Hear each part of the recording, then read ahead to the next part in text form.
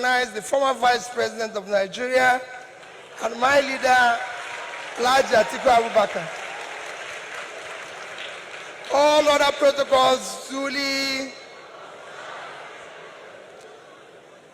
Mine is a very simple one. Let me start by thanking the organization for inviting me. As you know, I'm one of those strongest beneficiaries of the judiciary. For my strong legal team, for the work of my small level team led by Dr. Onyechi Bazu, SAN, and led OJ Nadi, SAN, I wouldn't be standing here. You know that from my election petition to my impeachment to my tenure interpretation. And again, whenever people talk about corruption in the legal or in the judiciary, and one who takes exception, in all this journey, I did not give anybody 1 naira.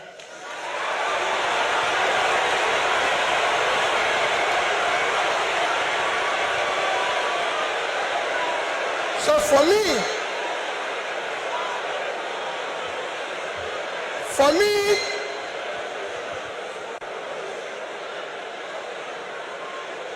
I remain eternally grateful to you for what you did for me to be here and everything. Our topic today is democratic transition in the 21st century Nigeria, 2023 and beyond. I think it's for great people like you or people like Chimamanda I invited, but for me as a trader, I'll try to contribute in my own little way, the way I think we should go. For me, democracy have a simple description. Government of the people, by the people, for the people. That means everything about democracy is the people. And transition means changing from one thing to the other. And for me, Nigeria needs urgent transition from being a highly insecure country to a secure country, from a disunited country to a united country, from corruption to a transparent country, from a country of lawlessness to a country of law and order. But in all this, it is important that we look at where we are today for people to understand the gravity of the journey we are going to take if we are going to transit. Where are we today? Nigeria has qualified to be a failed state. We have met the 2 or 3 biggest characteristics of a failed state. Number 1 is when you're no longer in charge of your territory. Today, we are among the top terrorized countries of the world. We are among the top kidnapping countries of the world. Banditry, criminality, bandits have taken over some parts of this country.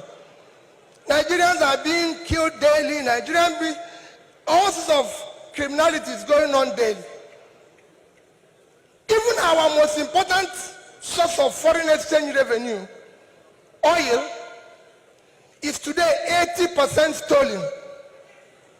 That shows how bad it is. We are the only country, apart from Venezuela, who we know is their own is because of sanctions, that is not meeting up its OPEC quota. Every other country is begging for increase, but Nigeria is not meeting up its own. And you wouldn't believe the quantity that is missing. In July alone, our total average, our quota is 1.8 million. In July, our total average was 1,083,000 barrels a day. That means that in July, we lost 707,000 barrels per day.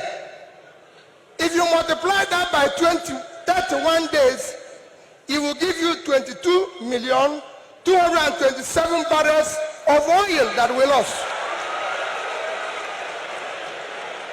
This is a country that needs dollar. If you sell it, if you sell that oil, if you sell the quantity we lost, this is July alone. If you sell it at the average price of $110, it will give you $2,450,000,000, which at our rate of exchange of 550, you lost. If you use 550, because I used an average of 550, you've lost 1,344,700,000,000 naira. That is your country. That's what you lost in 1 month because of stealing. It is important that we know this. Number two item to show that we are first state is that you are no longer in control of your economy. Your economy today, we have an economy where we have over 100 million people living in poverty. Your unemployment is one of the worst in the world because you have a combined unemployment of 50%, unemployment and underemployment.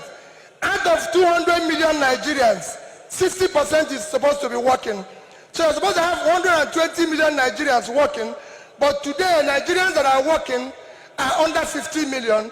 So 70-something million of Nigerians are not working, they are not productive. When you compare this to your productivity, you will see how low it is. But what is even worse, we're in a physical mess, total physical mess. Because of all this, between January this year and April, the total revenue of federal government of Nigeria is 1,630,000,000,000 naira.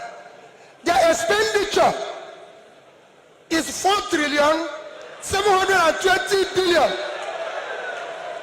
If you minus this, we have a deficit of 3,100,000,000,000. That shows almost 20% to almost 200% is the deficit. And this is the crisis you face. How did we come here? It's a cumulative effect of leadership failure over the years. Because it's 10%, I'll stop here, I would have talked about power. How did we come here? What are we going to do very quickly to come out of this? Very quickly, you need to have a visionary, articulated, competent leadership to start turning around this.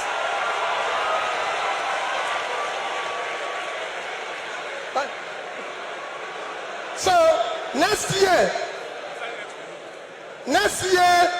the time is up. I'll take it that next year, the election you're going to have next year will not be about, remember, it is not about tribe, no religion, not connection, not entitlement.